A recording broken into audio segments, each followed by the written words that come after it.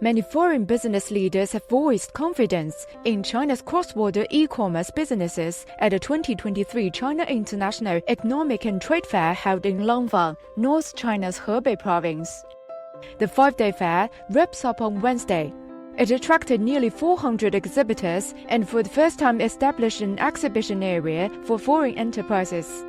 我们今天所带来的巴基斯坦的工艺品都是直接从巴基斯坦做好成品手工做的，然后呢来到我们这个平台。我是希望在这边能找到一个电商的一个合作伙伴，然后我觉得廊坊这个经展会是一个正好的一个机会，然后所有的电商都聚在一个平台上面了。I must say it's been a good show. We've been able to meet a lot of people, create new contacts, working hand in hand to provide better service to the South Africans. I believe, in my personal opinion, that e-commerce is the way of the future.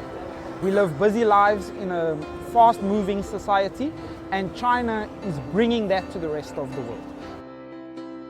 Official figures show the value of China's cross-border e-commerce imports and exports exceeded 2 trillion yuan for the first time in 2022, marking an increase of 7.1% compared with 2021.